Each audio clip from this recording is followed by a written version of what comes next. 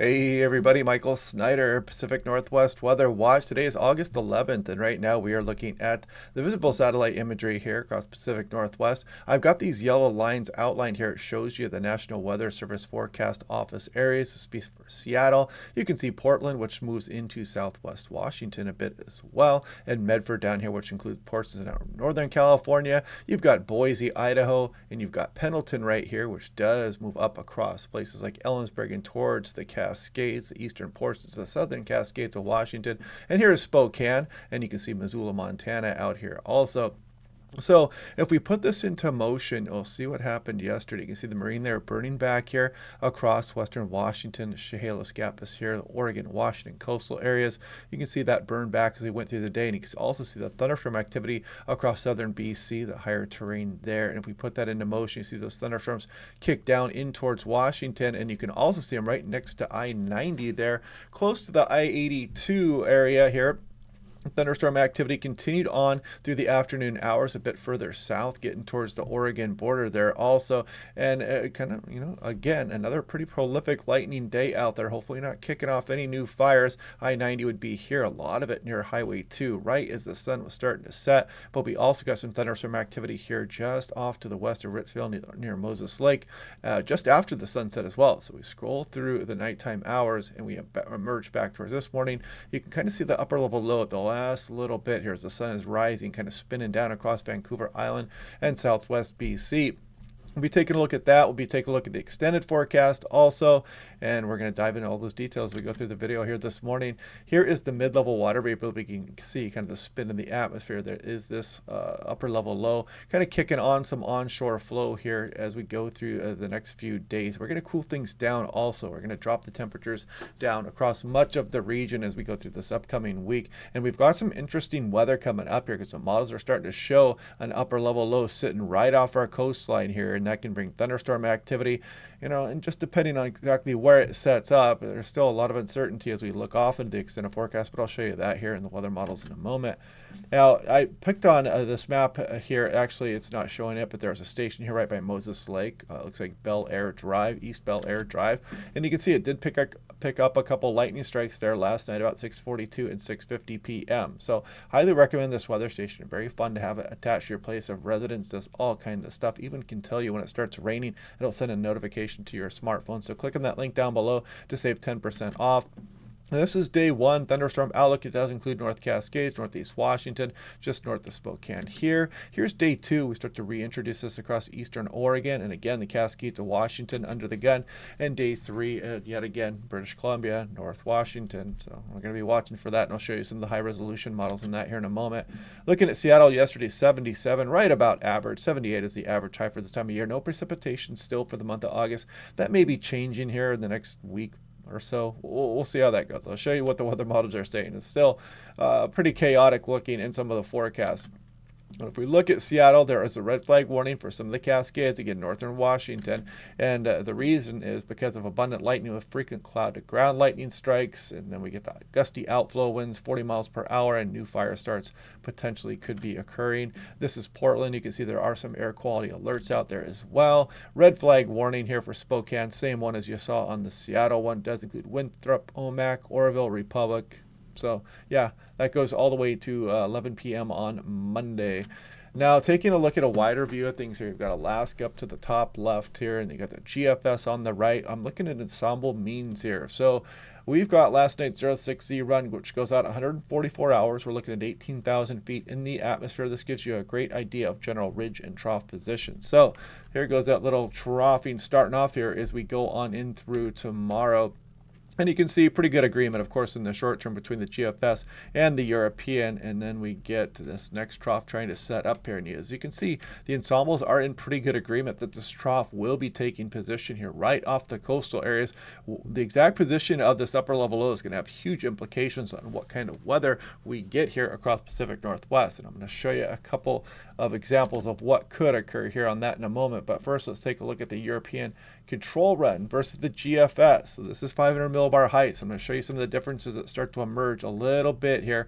So we scroll off in towards this upcoming week, and you can see the GFS keeps things a little bit further north. You see how the upper level low drops a little bit further south on the European?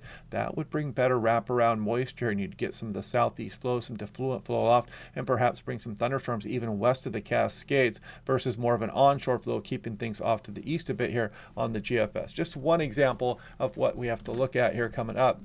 So I've scrolled all the way ahead, showing you the upper level low right off the Oregon coastline here. Could spread some convective available potential energy back up across the area. And again, if it sets up further south, of course, that would include western Washington or a little bit further north. That would keep much of that activity up across British Columbia. And you can also see the lightning flash density potential on yesterday afternoon's European could start to bring some of that thunderstorm activity even west of the Cascades. That's just one of many scenarios that could play out with this upper level low that the models are in pretty good agreement is going to develop. But we just don't know the position of it just yet. You can still see we're looking, we're still looking over 150 hours out into the extended forecast. Now, looking at 6-hour precipitation type national blend of models, you can see the thunderstorm activity for today. And we're going to repeat that again here tomorrow across some northern portions. And then you can see that thunderstorm activity potentially getting reintroduced across portions of Oregon, east slopes of the Cascades, Blue Mountains there as well. So scroll up into the extended forecast here, and I want to take a look to see what it shows as we go. And the upper level low would be setting up in this time frame. And you can see it starting to spin some showers back across western portions here. And those can be of convective nature and some thunderstorm activity here. So a little bit of similarity there. And again, we're just looking off a bit into fantasy land as of right now, but definitely some interesting weather likely on its way. Looking at composite reflectivity, we're going to look at the short term here quickly because for today, there's going to be some of these storms. And the high resolution models have been consistently underdoing the coverage of these storms. So you can expect more thunderstorm coverage than what is being shown here across the North Washington Cascades up into British Columbia most likely. And then we scroll in through Monday, and we're going to perhaps do it yet again there, perhaps introducing some of that across eastern Oregon as well. And again, these could be prolific lightning producers. They could start fires, gusty outflow winds. So heads up for that. Now, if we take a look at the 80-meter wind speeds, this is the high-resolution model as the 12Z. It goes out 48 hours.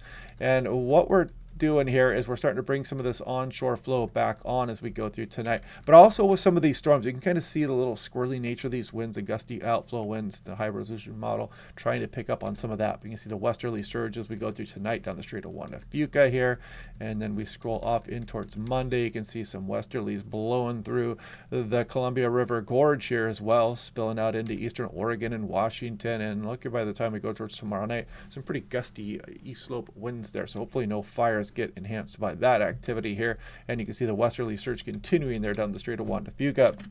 Now, looking at the Tri-Cities, this is smoke. So this is a cross section. The top would be about 39,000 feet. You got the surface here. Here's about 18,000 feet. And you can see some pretty good layers of smoke aloft. This is the 13Z. So this only goes out to tomorrow morning. But you can see we're going to be dealing with some of the surface smoke and the smoke aloft during this time frame. This is Portland. It's kicking out of here now. So good news across a lot of the Willamette Valley if you don't like the smoke or don't even like seeing it in the sky, because it looks pretty clear as we go on in through this morning. Seattle taking a little bit longer. Then we go to Bellingham. You can see this layer hang out a bit. So we got this upper level trough. It's kind of bringing some of that smoke back across the Cascades. And I'll show you that here in a moment. But you can see Bend, it looks like a little bit of a reintroduction as we go through tonight into tomorrow morning with some of that smoke. And this is going to be looking at the vertically integrated smoke here. So this is the entire region, of course. This is the 12Z run. Put this into motion. You can see the Williams fire down here, Mount Adams area. And you can kind of see how it holds on a bit longer across the most Whatcom, Skagit counties, and hanging out across the islands here, southwest BC, as this fire kind of gets wrapped back around. Fire smoke gets wrapped back around at times as we go through tomorrow night, taking its sweet time. May get reintroduced here across some of the Seattle Metro aloft anyway as we go on in through Tuesday morning. So that to look forward to also.